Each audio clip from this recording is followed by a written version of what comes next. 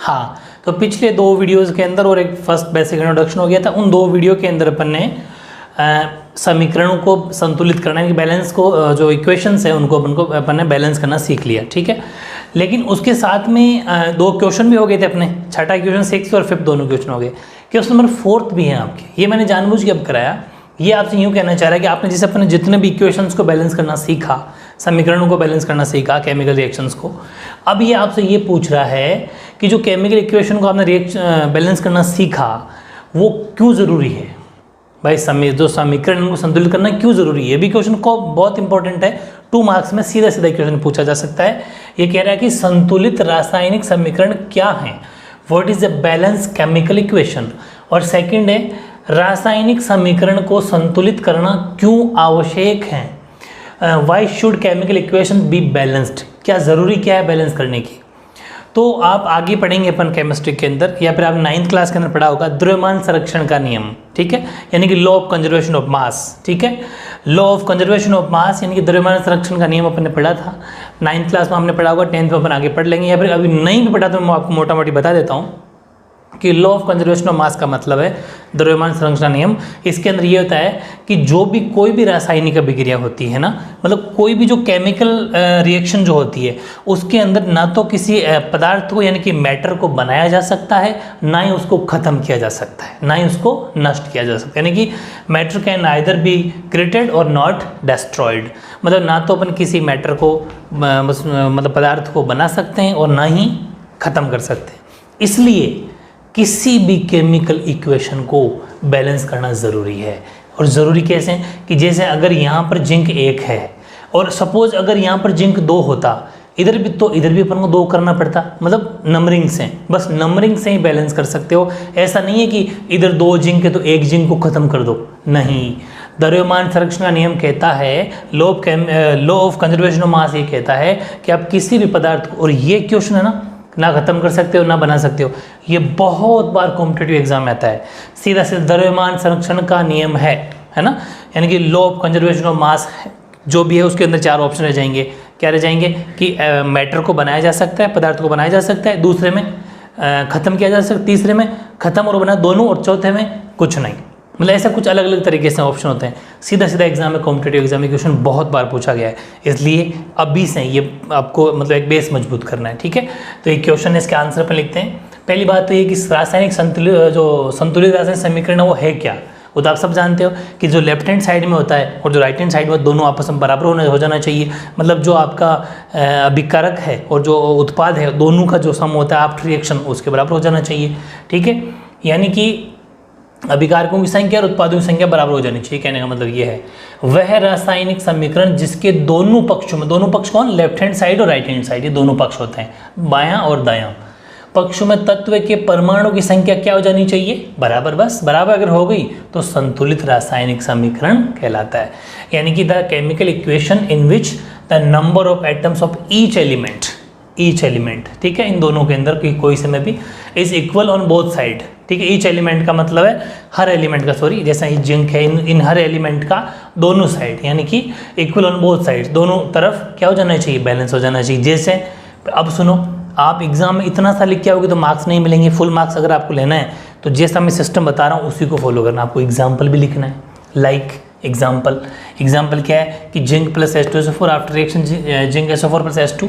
आपकी इच्छा है, आप कोई सा भी एग्जाम्पल ले लेना, कोई एक एग्जाम्पल ऐसा लेना जो बैलेंस हो, बस आपकी इच्छा कोई सा ले लेना। जैसे कि, और फिर उसको टेबल बना के भी दिखाना कि देख लो ये एलिमेंट है हमारे पास, जिंक H और S और ऑक्सीजन सल्फर, ये सब मैंने जो लिया है, जिंक ले लिया, हाइड्रोजन ले लिया, सल्फर ले लिया, ऑक्सीजन ले लिया, ठीक है। एलिमेंट कौन कौन से ले लिए ये पता चल गया आपको। फिर अभिकारक, ये अभिकारक होते हैं, अभिकारकों में परमाणु की संख्या, तो देख लो जिंक इधर 1 है, H 2 है, S 1 है, O 4 है, ठीक है, यानी कि number of atoms in reactants बता दिए मैंने। और number of atoms in products are, right hand side में कितना है, जिंक 1 है, S 2 है, O 4 है, जिंक 1 है, H 2 है, ये रहा, S 1 है और O 4 है, मतलब दोनों तरफ बैलेंस है। तो हमने ये भी प्रूफ कर दिया कि देख लो इस तरीके से होता है बैलेंस किया हुआ समीकरण, ठीक है। तो फुल में से फुल मार्क्स मिल जाएंगे। फिर इसी में एक बात और पूछी, क्यों ज़रूरी है, तो वो मैंने आपको समझाई दी बात, कौन सी, कि रासायनिक अभिक्रिया में पदार्थ न तो बनाया जा सकता है और न ही नष्ट किया जा सकता है। अतः इस द्रव्यमान संरक्षण के नियम को, कौन सा द्रव्यमान संरक्षण नियम, ये जो ऊपर बात कही है ना, ये द्रव्यमान संरक्षण का नियम है। अतः इस द्रव्यमान संरक्षण के नियम को फुलफिल करने के लिए, संतुष्ट करने के लिए रासायनिक समीकरणों को संतुलित किया जाता है। In chemical reaction, matter can either be created not destroyed, so chemical equations are balanced to satisfy this law of conservation of mass। शानदार, बिल्कुल प्रॉपर आंसर हो गया ये, पूरे 2 में से 2 नंबर आपको इसके अंदर मिल जाएंगे। ठीक है, तो ये हो गया अपना क्वेश्चन नंबर 4 कंप्लीट।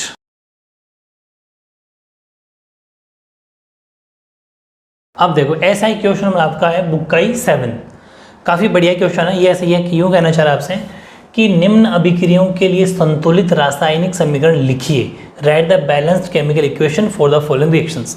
मतलब इसके अंदर आपको जो हिट एंड ट्रायल मेथड अपने किया था पूरा स्टेप बाय स्टेप, वो नहीं करना, जो स्टेप बना के की थी ना वैसे चरण बना के नहीं करना, सीधा सीधा आपको एक फॉर्मूला लिखना है, लेकिन वो बैलेंस होना चाहिए, बस यूँ कहना चाह रहे, समीकरण संतुलित होना चाहिए। तो अपन एक छोटी सी टेबल बना ली ताकि अपने अंडरस्टैंडिंग के लिए, आपको समझने के लिए चारों की चारों एक साथ अपन सोल्व कर लेंगे और जिसकी जरूरत पड़ेगी वो अपन यहाँ रख लेंगे, वरना वापस मिटा देंगे। जैसे कि इसने कहा कैल्शियम, इसका फर्स्ट, सेकंड, थर्ड और फोर्थ 4 पार्ट इसके अंदर है। फर्स्ट है कैल्शियम हाइड्रोक्साइड, तो देखो यहाँ लिख रहा हूँ मैं फॉर्मूला, कैल्शियम और ये हाइड्रोक्साइड। बात आती है फॉर्मूला के यही होगा कि समझाता हूँ, हालांकि मैंने इसी प्लेलिस्ट का फर्स्ट पार्ट बार बार कह रहा हूँ, उसी को देखना पड़ेगा आपको। ये कैल्शियम है, हाइड्रोक्साइड है, इसकी वैलेंसी 1, इसकी वैलेंसी 2, क्रॉस मल्टीप्लाई होगी, क्या बन गया CaOH2। ठीक है, इसका मतलब कैल्शियम हाइड्रोक्साइड अपन लिखेंगे ऐसा। तो इस तरीके से फॉर्मूले बनाना मैंने आपको पार्ट 1 में सिखा दिया, तो बार बार बताने की जरूरत अब नहीं है। आगे आया कार्बन डाइऑक्साइड, सब जानते हो कार्बन डाइऑक्साइड का फॉर्मूला CO2 होता है। आफ्टर रिएक्शन कैल्शियम कार्बोनेट, ये calcium carbonate CO3, calcium carbonate का फॉर्मूला ये हो गया। ठीक है, कैल्शियम की वैलेंसी 2 और कार्बोनेट की वैलेंसी भी 2। ठीक है, तो कैल्शियम और दोनों की 2 वैलेंसी है, तो किसी पर भी नहीं लगा, तो calcium carbonate as it is हो गया, प्लस वाटर, वाटर का मतलब H2O। क्या ये बैलेंस है क्या? एक बार नज़र दो डालो या फिर प्रैक्टिस कर लो यहाँ पर कि कैल्शियम हाइड्रोक्साइड इधर भी है, नहीं है, अलग अलग रहना पड़ेगा, O अलग, H अलग, C, ये तो कैल्शियम लिया था अपने, अब ले लेते हैं C। ठीक है, इतना ही है, चारों की चारों देख लो। कैल्शियम लेफ्ट हैंड साइड में कितना है 1, राइट हैंड साइड में 1। ऑक्सीजन कितना है 2, तो यहाँ है 2 यहाँ है, 2 + 2। ठीक है, यहाँ ऑक्सीजन कितना है 3, तो यहाँ है 1 यहाँ है, मतलब मामला बैलेंस है। हाइड्रोजन के 2 यहाँ है क्योंकि ये दोनों पर है 2, दोनों O पर भी है, OH पर भी है 2। ठीक है, तो ये दोनों जगह माना जाएगा, इधर भी 2। कार्बन C वाला ये 1 है और इधर 1 है, क्योंकि ये कैल्शियम अलग है, इसको अलग मत जोड़ लेना, इसको ये तो डिफरेंट हो, कैल्शियम अलग हो गया, सिर्फ कार्बन तो एक ही है, दोनों तरफ एक ही है, मतलब ये ऑलरेडी बैलेंस है। ठीक है, तो इसको ठीक करने की जरूरत हमें नहीं पड़ी, सीधा हमने ये फॉर्मूला लिख दिया। ठीक, ये हो गया अपना फर्स्ट पार्ट। सेकंड जिंक, यह लिख रहा हूँ सोल्यूशन। जिंक को अपन दिखाते हैं Zn से, प्लस सिल्वर नाइट्रेट। अब देखो सिल्वर नाइट्रेट का फॉर्मूला होता है AgNO3, भाई नाइट्रेट का फॉर्मूला NO3 और Ag तो Ag है ही, तो AgNO3। अब मेरी बात सुनना, Ag ये NO3, Ag की वैलेंसी 2, सॉरी वो NO3 की वैलेंसी 2, Ag की 1, क्रॉस मल्टीप्लाई होने पर क्या बन गया, Ag तो 2 हो गया भाई, Ag पर तो 2 लग गया और NO3 हो गया अपना NO3। After reaction zinc nitrate, zinc nitrate का मतलब जिंक, Zn और NO3। इसको समझाता हूँ फिर से कि ये अपना है जिंक, ये है अपना NO3। जिंक की वैलेंसी 2, नाइट्रेट की वैलेंसी 1 होती है, क्रॉस मल्टीप्लाई हुआ तो ये हो गया जिंक और NO3 हो गया अपना 2, इस तरीके से। ठीक है भाई, NO3 पर तो 2 लग गया, जिंक तो 1 है तो 1, तो इसका मतलब ऐसा लिखेंगे अपन जिंक NO3 अब बार 2, क्योंकि वो क्रॉस मल्टीप्लाई होने पर फिर भी समझ में नहीं आ रहा हो तो मैंने खूब एग्जाम्पल आपको पार्ट 1 में दिए हैं, जाके देख लेना। और सिल्वर का मतलब Ag। चेक करते हैं बैलेंस है क्या, जिंक 1 है, Ag 1 है, NO3 1 है या NO3 2 है, बस ये दिक्कत हो गई। यानी कि आप चाहो तो लिख सकते हो, वैसे क्या जरूरत है इसकी, है ना, इस ये वैसे दिखाना तो है नहीं, एग्जाम में करके दिखाने की जरूरत नहीं, क्योंकि छोटा सा सीधा सीधा बैलेंस करके लिखना है। तो अब हमने देखा कि यार NO3 2 करना पड़ेगा, यहाँ NO3 1 है, क्योंकि इसको 2 बनाना पड़ेगा, वहाँ 2 है इसलिए, लेकिन अब बीच में तो लगा नहीं सकते, यहाँ लगाएंगे 2, समझ गए। तो यहाँ अपने 2 लगाया ना, तो देखो इस 2 की वजह से 2 AG हो गया, 2 NO3 हो गया, समझ गए। तो एक चीज़ और हो गई कि NO3 तो चलो हमें 2 करना था, इस साइड इधर 2 था इसलिए 2 करना था, लेकिन यहाँ 2 लगाने से AG भी 2 हो गया, तो कोई बात नहीं, यहाँ पर भी 2 लगा दो। ये अपना इक्वेशन बैलेंस हो गया। कैसे कि 2 AG के हो गए, 2 AG के हो गए, 2 NO3 के हो गए, 2 NO3 के हो गए, एक जिंक का हो गया बैलेंस। इस टेबल को तो मैंने आपको समझाने के लिए बनाई थी, बाकी टेबल की जरूरत आपको बिल्कुल भी नहीं है, ये वैसे रफ करना है इस क्वेश्चन के लिए, बाकी सब में तो करना है, इस क्वेश्चन में जरूरत नहीं है, ठीक है। नेक्स्ट एल्यूमिनियम को लिखाते हैं अपन Al से, ठीक है, और प्लस कॉपर क्लोराइड का मतलब CuCl। अब सुनो, पूरा नहीं लिखा मैंने, यहाँ लिख देता हूँ, समझाने के लिए बहुत ज़रूरी है ये चीज़ आपको। ये तो कॉपर और ये क्लोराइड। अब देखो क्लोरीन की वैलेंसी 17 नंबर पे आता है, तो 1 कॉपर की 2 क्रॉस मल्टीप्लाई हो गया तो CuCl2, क्योंकि जो Cl पर लग गया 2, तो CuCl2 कॉपर क्लोराइड बन गया। आफ्टर रिएक्शन एल्यूमिनियम Al और क्लोराइड AlCl। अब सुनना, एल्यूमिनियम आता है 13 नंबर पे, वैलेंसी होगी 3, तो AlCl3 प्लस कॉपर का मतलब Cu। अब चेक करते हैं, देखिए बैलेंस है क्या, एक एल्यूमिनियम एक कॉपर Cl2, लेकिन यहाँ पर Cl3। इसका मतलब क्या, अगर मैंने कहा था जब भी ऐसा नंबर 2 और 3 तो 6 ही बनाना पड़ेगा और कोई ऑप्शन नहीं है, 6 बनाना पड़ेगा। तो 6 जब बनाएंगे तो इसको किया 2 से, तो ये हो गया क्लोरीन के 6, इसको किया 3 से, ये भी हो गया क्लोरीन के 6, 3 2 6। लेकिन एक प्रॉब्लम हो गई क्या, कि यहाँ पर 2 एल्यूमिनियम के बढ़ गए, देख लो ध्यान से भाई, जैसे यहाँ 2 लगाए ना तो क्लोरीन तो चलो 6 हो गया, हमारे यहाँ पर भी 3 लगाने से क्लोरीन 6 हो गया, मामला बैलेंस हो गया। लेकिन एक साइड में फिर एक टेंशन खड़ी हो गई कि कॉपर इस वजह 3 लिखने के जैसे वो कॉपर भी मल्टीप्लाई हुआ, तो कॉपर से भी 3 हो गया, 3 तो यहाँ पर भी 3 कर देते हैं, चलो ये बैलेंस हो गया। लेकिन इधर जब 2 लगाया था तो ये एल्यूमिनियम भी तो 2 हो गया था, तो इसका मतलब इधर भी 2 लगाते थे, एल्यूमिनियम बैलेंस हो जाएगा। तो ये टेक्निक आपको अप्लाई करनी है, इसके अंदर टेबल बनाने की बिल्कुल भी जरूरत नहीं है, क्योंकि इसने टेबल बनाने की पूछा ही नहीं, इसने सीधी सीधी इक्वेशन पूछी थी। लेकिन अब आप एक बात बताओ कि अगर मेरी टेक्निक से आप पढ़ रहे हो तो कितनी बड़ी 7 स्टेप को आपने ऐसे नॉर्मली पेन चला चला के सीख लिया। अभी आप बताओ, पूरी की पूरी 7 स्टेप में आपने कहीं पर भी 7 स्टेप नहीं लिखी, फिर भी इक्वेशन को मतलब समीकरण को बिल्कुल बैलेंस करना सीख गए। तो कॉम्पिटेटिव एग्जाम में कितने इक्वेशन तैयार कर लिया आपको बाद में पता चलेगा, बहुत बड़ी चीज़ है, ठीक है। और आपका 10th के अंदर तो खैर है ही, सबसे बेटर चीज़। अब बात करते हैं अपन नेक्स्ट की, डी पोर्शन। डी है बेरियम क्लोराइड।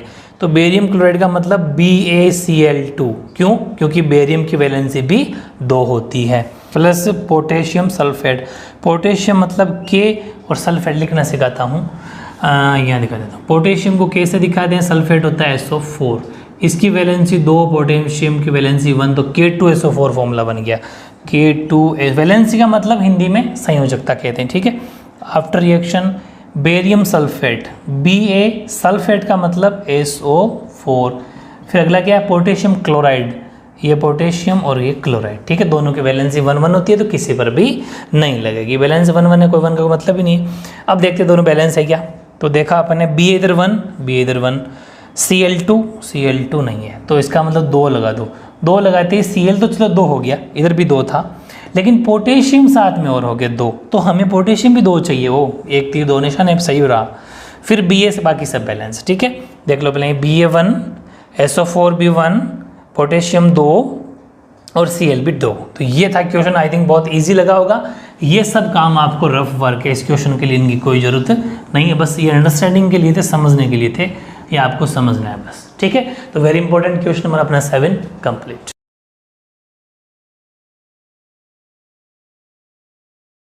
अब देखो, ऐसे ही मैंने आपके पीछे वाले क्वेश्चन तो लाइन वाइज ले रहे थे, लेकिन मेरी कोडिंग पढ़ना सीखो आप। खूब सारे स्टूडेंट क्या कहते हैं, क्या सोचते हैं, मतलब खूब सारे तो नहीं सोचते, खूब सारे सोचते हैं कि लाइन वाइज क्वेश्चन आंसर करे तो ज़्यादा बढ़िया है।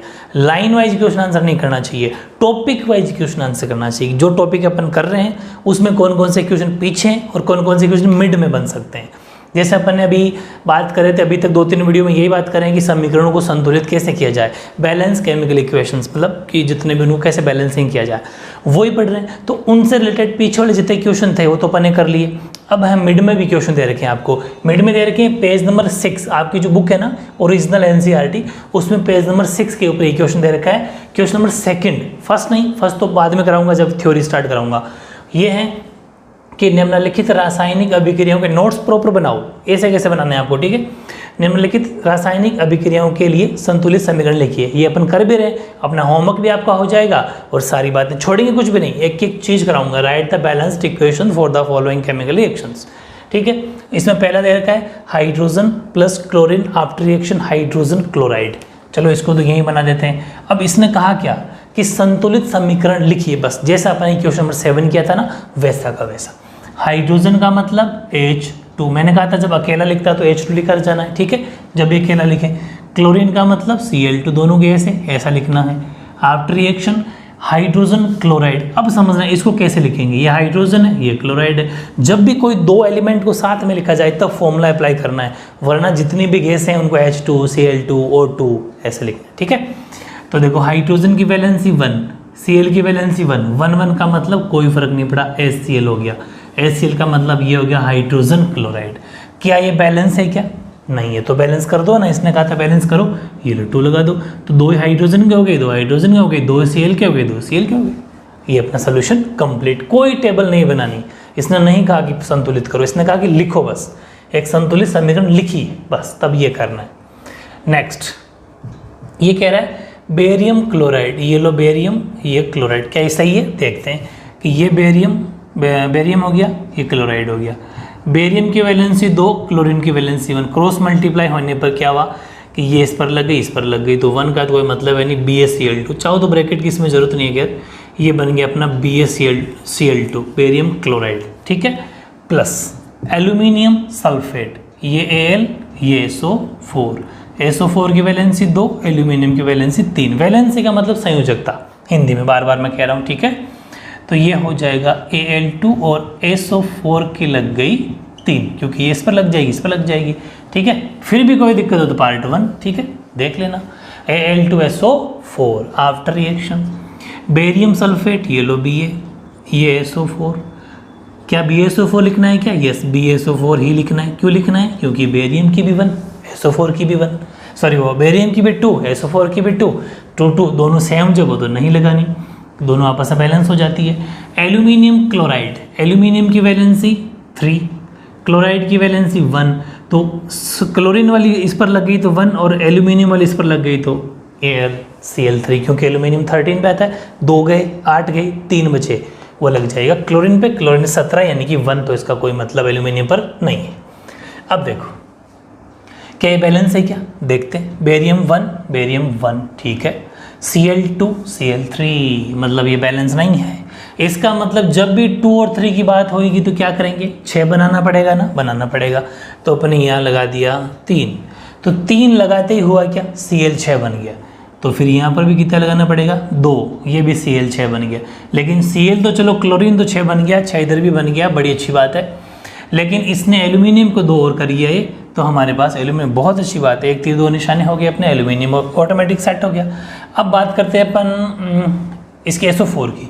यहाँ पर SO4 3 है, ठीक है, और यहाँ पर SO4 1 है, तो एक काम करते हैं ना, यहाँ 3 लगा देते हैं। बेनिफिट क्या हुआ, 1 तीर फिर 2 निशाने लग गए कि बेरियम हमें 3 ही चाहिए था, देख लो भले यहाँ 3 था बेरियम, ठीक है, तो यहाँ पर बेरियम 3 हो गया और SO4 भी 3 हो गया। आपको ऐसे एरो नहीं बनाना है, ये तो मैं आपको समझाने के लिए कर रहा हूँ। तो बताओ कितनी शानदार क्या टेक्निक सीखी आपने, बिना टेबल बनाए कोई सी भी इक्वेशन को बैलेंस करना आप सीख जाओगे, बहुत बड़ी चीज़ सीख लिया आपने। 11th-12th में अगर PCM या PCB लोगे तो केमिस्ट्री फिजिक्स तो कॉमन है, वहाँ पर ये सारी बातें बहुत काम आएगी, ठीक है। ये क्या चीज़ें हैं कि बेस मजबूत करेगा आपका, इससे आगे जब 11th-12th की स्टडी करोगे तो वहाँ तो इससे बहुत बड़ी चीज़ें सीखोगे, तो ये बेसिक जब तक नहीं आएगा तो फिर वो भी चीज़ें नहीं आएगी, ठीक है। इसलिए इनको जानना बहुत ही ज़रूरी है। अगला देखो पार्ट 3, ये है सोडियम। सोडियम होता है Na, 11 नंबर पे आता है, Na से दिखाएंगे। वाटर यानी कि जल, और जल का फॉर्मूला होता है H2। Sodium hydroxide, sodium hydroxide का मतलब Na और ये हो गया OH। लेकिन एक बात बताओ, ब्रैकेट लिखने की जरूरत है क्या? नहीं है। क्यों? क्योंकि दोनों की वैलेंसी ही 1-1 होती है। सोडियम 11 पे आता है, वैलेंसी 1 होती है, हाइड्रोक्साइड की 1 होती है, तो कोई जरूरत नहीं, वरना 2 होती है तो ब्रैकेट लगा के 2 लिख देते, ठीक है। और हाइड्रोजन होती है गैस, तो H2 लिख देंगे। क्या ये बैलेंस है क्या, चेक करते हैं। H2 Na1O, लेकिन नहीं बैलेंस है। कैसे कि इधर तो हाइड्रोजन है 3, एक तो ये रहा, एक 2 ये रहे, लेकिन 1+2 है। इधर हाइड्रोजन है 2, तो 3 है, लेकिन दोनों अलग अलग हैं तो 4 बनाए जा सकते हैं। मैंने कहा था कि जब 2 या 3 होते हैं तो 6 बनाते हैं, कब? जब एक साथ होते हैं। ये तो दोनों अलग अलग हैं, तो इसको 2 से मल्टीप्लाई करके 2 2 जा 4 बनाया जा सकता है ना। तो इसका मतलब ये है कि अपन अगर यहाँ 2 लगा दें तो यहाँ पर हाइड्रोजन हो जाएगा 4, सोडियम भी साथ में हो गया 2, चलो 2 इधर भी लगा देंगे तो इधर भी सोडियम 2 हो गया, ठीक है, हाइड्रोजन भी 2 हो गया। तो हाइड्रोजन बैलेंस, सोडियम बैलेंस, लेकिन ऑक्सीजन भी हो गया 2। यहाँ हमारी ऑक्सीजन बैलेंस नहीं है, तो फिर हमने क्या करा, 2 यहाँ लगा दिया। 2 यहाँ लगाए तो हुआ क्या, गड़बड़ी ये हो गई कि हाइड्रोजन 4 हो गया, ऑक्सीजन 2 हो गया। हमारे इधर हाइड्रोजन 4 ही हैं, कैसे कि 2 तो ये रहे और 2 ये रहे, 4 ही तो थे। अब जाके ये बैलेंस हो गया, बिल्कुल प्रॉपर बैलेंस है। देख लो 2 सोडियम 2 सोडियम, 4 हाइड्रोजन, 2 तो ये 2 ये 4 हाइड्रोजन, 2 ऑक्सीजन 2 ऑक्सीजन, ठीक है। तो ये था बहुत ही प्यारा सा पेज नंबर 6 का क्वेश्चन नंबर 2 के तीनों पार्ट आपके कंप्लीट।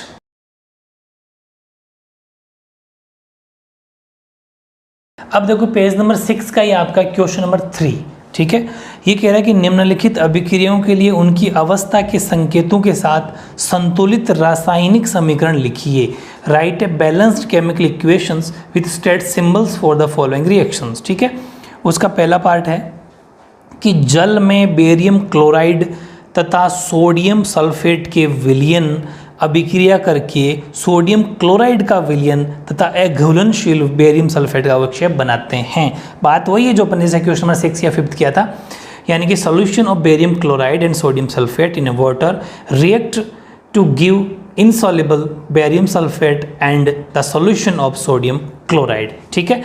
ये कहना चाह रहा है वो कि बेरियम क्लोराइड और सोडियम सल्फेट मिलके दोनों आपस में रिएक्शन करके सोडियम क्लोराइड और बेरियम सल्फेट बनाते हैं, ठीक है। ये बात अपन को पहले से ही पता है। अब उसने कहा कि उसको बैलेंस कर दो, संतुलित कर दो। एक बात तो ये इसने कहा कि जल में, तो ये पूरी प्रोसेस पानी में घुली हुई थी। ऐसा नहीं कि आप H2O भी लिख दो, H2O नहीं लिखना है, सिर्फ बेरियम क्लोराइड और सोडियम सल्फेट के बीच में रिएक्शन हो रही है और आफ्टर रिएक्शन ये बन रहा है, ठीक है। अब अपन चेक करते हैं क्या बैलेंस है कि अच्छा फॉर्मूले बनाना सबको आता ही है। कैसे कि यहाँ पर बेरियम की वैलेंसी 2 होती है, एक बार फिर भी सिखा दूँ। क्लोरीन की वैलेंसी 1, बेरियम की 2, क्रॉस मल्टीप्लाई होकर BaCl2 बन गया, ठीक है। सोडियम की वैलेंसी 1, SO4 की वैलेंसी 2, क्रॉस मल्टीप्लाई होकर Na2SO4 हो गया। NaCl सोडियम की भी 1, क्लोरीन की भी 1, तो कोई मतलब नहीं। इसकी होती है 2, ठीक है, SO4 की भी 2, इसलिए दोनों सेम टू सेम, इसलिए कोई वैलेंसी यानी कोई संयोजकता नहीं है। एज इट इज फॉर्मूला आ गया। ये बात समझ में आ गई। फिर भी कोई दिक्कत है तो पार्ट 1, ठीक है। अब मैं बात करता हूँ कि ये बैलेंस है क्या। बेरियम इधर 1 है, बेरियम इधर 1 है, SO4 इधर 1 है, SO4 इधर 1 है, Na इधर 1 है, इधर 2। इसका मतलब यहाँ 2 लगाना पड़ेगा। 2 लगाते ही Na बैलेंस हो गया, Na दोनों मामला सेट है। लेकिन क्लोरीन बढ़ गया 2, बिल्कुल सही है, हमें क्लोरीन चाहिए भी थी। एक तीर 2 निशाने, अपना काम हो गया, बस ये डन, ये बन गया अपना पार्ट 1।